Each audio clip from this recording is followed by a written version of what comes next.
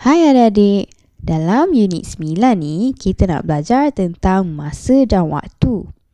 Dalam unit ni kita akan belajar tentang macam mana untuk menyatakan waktu dalam jam dan minit.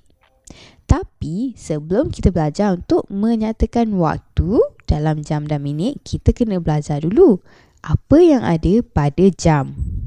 Kalau adik-adik tengok, terdapat angka 1, 2, 3, 4, 5, 6, 7, 8, 9, 10, 11, 12.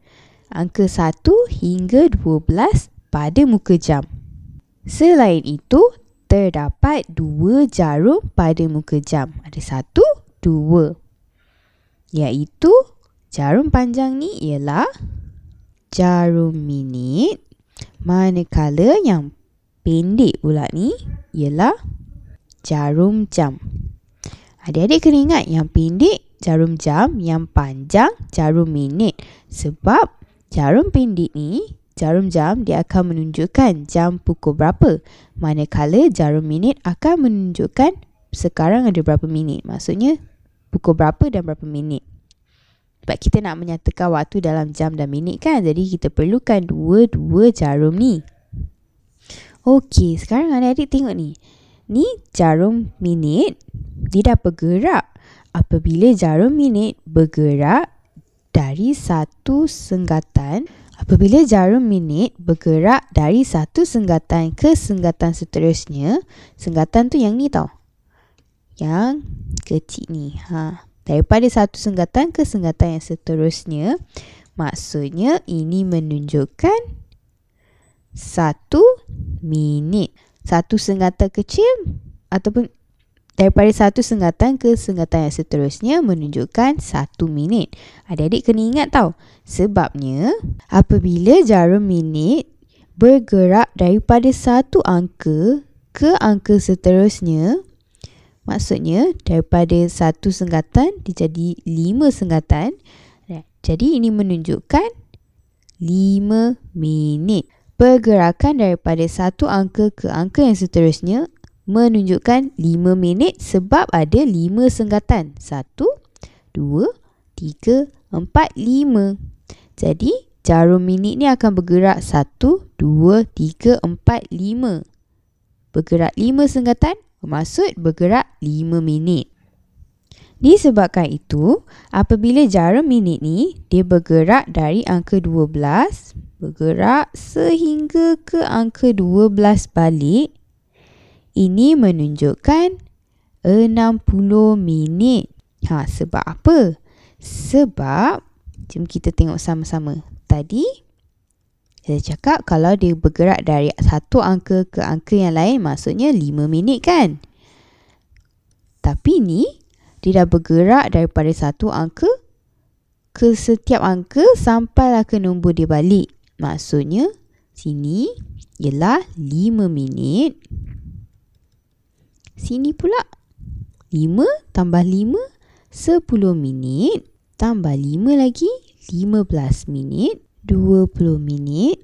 25 minit. 30 minit. 35 minit. 40 minit. 45 minit. 50 minit. 55 minit. Dan 60 minit.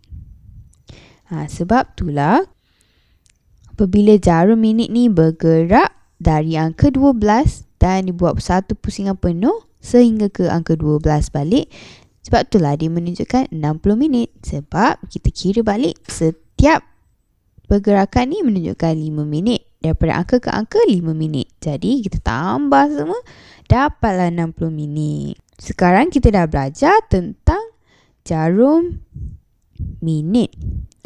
Sekarang jom kita tengok macam mana nak baca jam ni. Untuk membaca waktu pada jam, kita kena lihat jarum jam. Mula-mula, jarum jam ni menunjukkan antara 2 dan 3.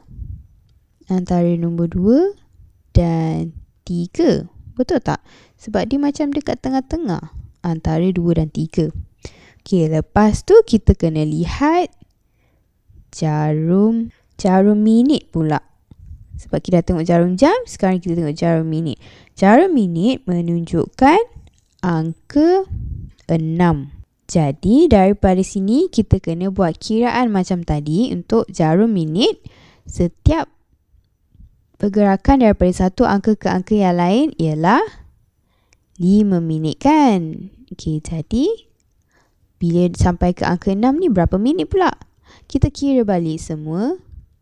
5 minit, 10 minit, 15 minit, 20 minit, 25 minit, 30 minit. Jadi maksudnya jarum minit ini menunjukkan angka 6 dan menandakan 30 minit. Jadi daripada sini kita boleh menyatakan waktu pada jam ni ialah pukul 2.30 minit. Sebab apa pukul 2? Sebab jarum jam belum melepasi angka 3. Walaupun dia dah melepasi angka 2, maksud dia masih pukul 2. Kalau dia dah melepasi angka 3, maksudnya dia sudah mula pukul 3. Jadi, bacaan waktu pada jam ni ialah pukul 2.30 minit ataupun kita boleh tulis dalam bentuk angka iaitu pukul 2.30. Pukul 2.30.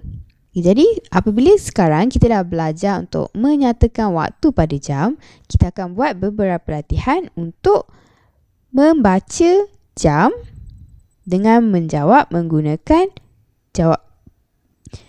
dengan menyatakan waktu dalam bentuk perkataan dan juga dalam bentuk angka. Okey, boleh? So, if you want us to create more videos like this, then like and share this video with your friends. Like us on Facebook, follow us on Instagram and Twitter. And for thousands more videos like this, go to this link down here. And finally, subscribe to us by clicking on my face.